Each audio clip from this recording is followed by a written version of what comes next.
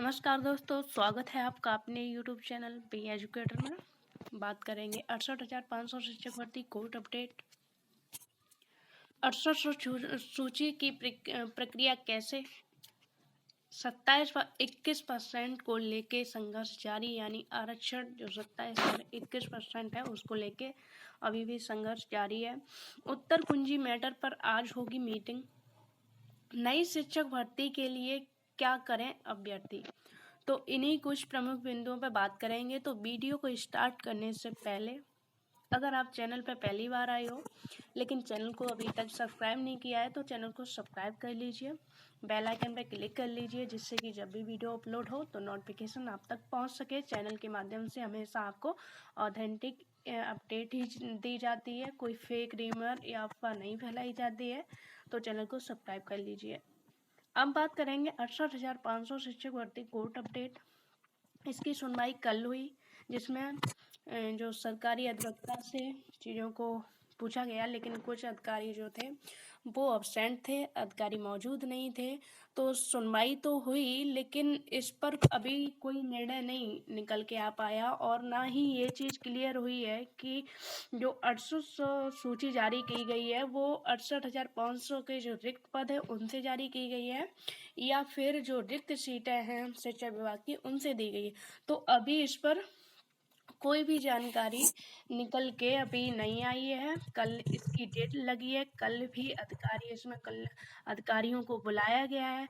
तो हो सकता है कि कल की सुनवाई में जो बची हुई सीटें हैं उन पर एक पॉजिटिव रिस्पॉन्स, पॉजिटिव परिणाम आपको देखने को मिले, और ये जो 68,500 का जो 33 का मामला है, जो बची हुई सीटें हैं वो अब अंतिम दौर में है। तो इस पर भी जल्द से जल्द निर्णय आप सभी को देखने को मिलेगा। ये जो संघर्ष है वो अंतिम समय में है, तो अपने एडवोकेट को और अपनी हियरिंग आप लोग मजबूती से रखिए। अब बात करेंगे जो आरक्षण सूची, चौथी सूची जारी की गई है 6800 वाली, तो उसकी प्रक्रिया कैसे, क्या आचार संहिता का कोई प्रभाव पड़ेगा? तो आचार संहिता का इस प्रक्रिया पर कोई भी प्रभाव नहीं पड़ेगा, क्योंकि ये 69,000 भर्ती से संबंधित है और ये भर्ती का जो है पूरी हो चुकी है, और इसकी प्रक्रिया जो है कुछ जो गड़बड़ियाँ हुई हैं, जो विसंगतियाँ हैं, तो वो चलती रहेगी, क्योंकि आचार संहिता से पहले इस भर्ती का काफ़ी पहले मतलब 2019 में इसका विज्ञापन जारी हो गया था, और जिस भर्ती का विज्ञापन आचार संहिता से पहले जारी हो जाता है तो उसकी प्रक्रिया बढ़ाने में या उससे संबंधित कोई भी प्रक्रिया आगे करने में आचार संहिता का कोई इफेक्ट नहीं पड़ता है। चुनाव आयोग से परमिशन लेके इन जितने भी मामले हैं उनको सुलझाया जा सकता है। और सूची जारी होने की अभी जिला आवंटन की नहीं हो पाई है, और जो शेड्यूल है वो भी जारी नहीं किया गया है। वो इसलिए जारी नहीं किया गया है क्योंकि आचार संहिता लगी, और तो इन सब चीज़ों की भी कुछ फॉर्मेलिटीज होती है, अधिकारी व्यस्त रहते हैं, और जितने भी हैं तो अभी तक जितने भी जिलों के डेटा है कितने, कौन से ज़िले में कितने विद्यालयों, कितने रिक्त पद हैं, कितने विद्यालयों में कितने पद हैं, इसका डेटा नहीं मिल पाया है। तो जैसे ही ये डेटा 1-2 दिन में जैसा ही क्लियर होगा तो आपकी सूची भी जारी की जाएगी, और जिला आवंटन सूची और जो काउंसलिंग शेड्यूल है वो भी जारी किया जाएगा। और इन्हीं सब मुद्दों को लेके, इन्हीं सब शिक्षा विभाग के जितने भी मुद्दे हैं जो पेंडिंग में पड़े हैं, आचार संहिता लग गई है तो जो राजनीतिक दल यानी सरकार के जो मंत्री वगैरह का दखल नहीं होगा तो अधिकारी अच्छे से इन पर काम कर पाएंगे। इसलिए आज शिक्षा विभाग की मीटिंग है, तो इन्हीं सब मुद्दों को सुलझाने की उसमें मीटिंग रखी गई है। शाम तक इसकी कोई भी अपडेट निकल के आएगी तो चैनल के माध्यम से आपको बताया जाएगा। और 6800 सूची के लिए जितने भी अभ्यर्थी संघर्षरत हैं, जितनी भी लीडिंग कर्ता जो संघर्षरत हैं, उनका प्रयास है कि जल्द से जल्द इस सीट पर जो काउंसलिंग है शेड्यूल वो जारी किया जाए और जिला आवंटन सूची जारी की जाए। तो इसके लिए और न्यायिक प्रक्रिया के तहत भी इसका बचाव किया जा रहा है। जैसा कि आप देख रहे होंगे, ये है 6800 लिस्ट को बचाना। आज उसी क्रम में एडवोकेट प्रभाकर अवस्थी केस के सिलसिले में बात हुई, जैसा कि कुछ लोग इस लिस्ट पर स्टे लेना चाहते, तो इन लोगों को लिस्ट जो स्टे है वो तो इम्पॉसिबल है, क्योंकि अगर कोर्ट जाएंगे तो एक और इश्यू बनता है, क्योंकि सरकार ने और सरकार के अधिकारी जो हैं शिक्षा विभाग के, उन्होंने साफ तौर पर मान लिया है कि इसमें गड़बड़ियां हुई हैं, तो इस लिस्ट पर तो स्टे नहीं मिलेगी। लेकिन हाँ, जो आरक्षण है वो उस पूरी तरह से उस पर और भी ज़्यादा फायदा होने की जो है संभावना बनती है। लिस्ट को लेके मंत्री और जो मंत्री वगैरह हैं उनसे भी ज्ञापन दिया जा रहा है कि जल्द से जल्द जो विज्ञापन है वो जारी किया जाए। तो काउंसलिंग शेड्यूल है और जो जिला आवंटन सूची है वो भी जारी की जाए, तो इसके लिए भी संघर्ष कर रहे हैं अभ्यर्थी। और जो 21 अब बात करेंगे 21 व 27% को लेके संघर्ष जारी। जब चौथी सूची आरक्षण में विसंगतियों को सही करने के लिए जारी हो गई है, तो उसके लिए जो अभ्यर्थी हैं वो पूरे आरक्षण नियम को फॉलो करवा के भर्ती संपन्न कराना चाहते हैं, और जो वेटिंग में है जिन्हें चाहिए, जो 27 और 21% की पूरी की मांग कर रहे हैं, उनके द्वारा न्याय की शरण में भी जा रहे हैं वो लोग। और 21 और 27% की जो 27-21% है उसकी संभावना इसलिए बढ़ गई है क्योंकि अधिकारियों ने ये चीज़ एक्सेप्ट कर ली है कि आरक्षण में गड़बड़ियां हुई हैं, और जब कोई मैटर जो न्यायालय में जाता है तो वो फिर पूरे संज्ञान में लेता है। तो उम्मीद है कि अब इस पर अगर जो 68 सूची है, 4th सूची है, उस पर तो कोई इफेक्ट नहीं पड़ेगा। लेकिन हाँ, इसमें अगर अभ्यर्थियों को फायदा ही होगा। जो अभ्यर्थी आरक्षण से संबंधित है, अगर वो कोर्ट जाते हैं तो उनका एक ऑप्शन मिल गया है उनको कि जो 4th सूची जारी की गई है, तो ये प्रूफ है कि आरक्षण में गलतियां हुई हैं, अधिकारियों ने मांगा है। तो उस पर जब सुनवाई होगी तो पूरी तरह से उसको चीज़ें सामने आएंगी।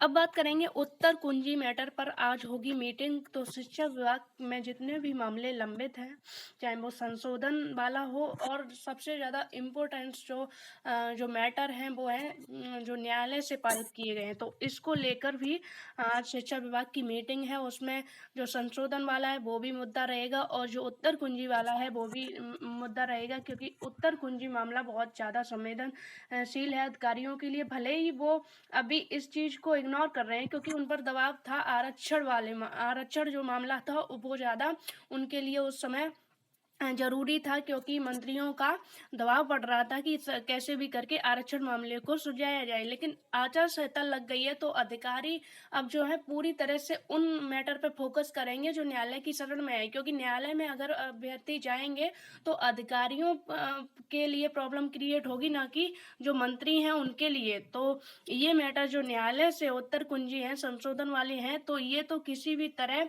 इन अधिकारियों को जो है सॉल्व करना ही है। भले ही वो लेट लपीती हो जाए, लेकिन इन मैटर को तो सॉल्व करना ही पड़ेगा इन अधिकारियों को। और अभ्यर्थियों के द्वारा इसके लिए कोर्ट ऑफ कंटेम्प्ट भी कर दिया गया। अगर अधिकारी फिर भी नहीं सीरियस लेंगे तो कोर्ट में इन अधिकारियों को ले जाया जाएगा, वहां पर जवाब तलब किया जाएगा कि आखिर 4 महीने बीत गए हैं तो अभी तक इस मैटर पर कोई भी कार्रवाई क्यों नहीं की गई है। तो इससे हो सकता है कि आज उत्तर कुंजी मैटर पर कोई अधिकारी निर्णय लें। जैसी भी कोई भी अपडेट आएगी आपको चैनल के माध्यम से बताई जाएगी। अब बात करेंगे नई शिक्षक भर्ती के लिए क्या करें अभ्यर्थी। तो नई शिक्षक भर्ती के लिए जो लोग उम्मीद छोड़ चुके हैं, जो लोग कहते हैं कि भर्ती तो आनी नहीं है 6 महीने तक, तो पढ़ाई करने से क्या फ़ायदा।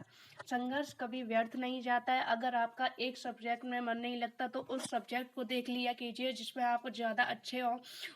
कुछ ऐसा, क्योंकि जो पढ़ाई है उससे बिल्कुल तरीके से हट जाना मतलब आप एक लंबे समय से पढ़ाई कर रहे हो, आप लंबे समय से संघर्ष कर रहे हो, अंत में आके आप छोड़ देते हो, तो कहीं ना कहीं आप ये चीज़ गलत कर रहे हो। इसका आपके ऊपर गलत भी इफेक्ट पड़ सकता है, क्योंकि 6 महीने में तो 100% भर्ती तो आनी है, और आप लोग अभी फ्रेशर हो तो अपने माइंड को बिल्कुल फ्रेश रखिए। अगर आप 2-3 बार एग्ज़ाम दे चुके होते और कभी डिस्क्वालीफाई हुए होते, तो आपको लगता है कि भाई एक ही एग्ज़ाम 2-3 बार देने से क्या फ़ायदा, तो डिमोटिवेट हो सकते थे आप। लेकिन अभी तो आपने कोई एग्ज़ाम ही नहीं दिया है, तो फिर आप अगर पढ़ाई छोड़ रहे हो तो ये कहीं न कहीं गलत है। आप लोगों को अपनी पढ़ाई जारी रखनी चाहिए और संघर्ष इस बेस पे करना चाहिए कि नई जो सरकार बने, नई सरकार आप वोट जब डालो तो एक चीज़ ज़रूर सोच लेना कि आपकी वरीयता जो प्रेफ़रेंस आप किसको दोगे, आपकी जो प्रेफ़रेंस लिस्ट में क्या सबसे ऊपर रहना चाहिए, उस चीज़ को आप जो है ध्यान में रख के ही वोट करना। आपको रोज़गार चाहिए तो रोज़गार और चीज़ें, अन्य चीज़ें आपके लिए इम्पोर्टेंट हो तो आप उनको देख के वोट करिए, वरना। और दूसरी चीज़ ये कि जो अभ्यर्थी एक लंबे समय से वर्तमान सरकार से संघर्ष कर रहे थे, वर्तमान सरकार से जो प्रत्यावेदन दे रहे थे, अपनी मांग रख रहे थे कि कितने पदों पर भर्ती दे, क्या इसको लेके नई शिक्षक भर्ती का विज्ञापन जारी करे, तो वही संघर्ष अब जो नई सरकार बनने की उम्मीद रखती हैं और जितनी भी सरकार बनने की उम्मीद रखती हैं, उनके घोषणा पत्र में ये चीज़ ज़रूर होनी चाहिए कि हमारी सरकार बनते ही हम 6 महीने के अंदर जो है नई शिक्षक भर्ती देंगे। ये चीज़ आपने एक लंबे समय से संघर्ष किया है, तो अब आपको इस स्तर पर संघर्ष करना है कि जो नई सरकार बने उसके घोषणा पत्र में आपको ये मेंशन करवाना है, आपको मिलना है, तो अपने संघर्ष वही करना है, लेकिन आपको माध्यम चेंज कर देना है। आपको उस सरकार के पास जाना है जो रोजगार वाकई में, जो उन मंत्रियों से मिलना है, उन प्रतिनिधि से मिलना है जो वाकई में आपके रोजगार को, आपकी परेशानियों को समझे और उसे मेंशन करें अपने घोषणा पत्र में। चाहे वो सपा हो, चाहे बसपा हो, चाहे कांग्रेस हो, चाहे आप हो, कोई भी पार्टी, किसी भी पार्टी को आप सपोर्ट करते हो, किसी को भी, तो आपको चाहिए कि सबसे पहले उसके घोषणा पत्र में होना चाहिए कि हमारी सरकार बनते ही हम शिक्षा विभाग में जितनी भी ये गड़बड़ियां हुई हैं उनको सही करेंगे और शिक्षा विभाग में नई भर्ती देंगे। उम्मीद है वीडियो में दी गई जानकारी से आप संतुष्ट होंगे। अगर चैनल को सब्सक्राइब नहीं किया है तो चैनल को सब्सक्राइब कर लीजिए, जिससे कि शिक्षक भर्ती से कोई भी अपडेट आपसे छूटे नहीं। धन्यवाद।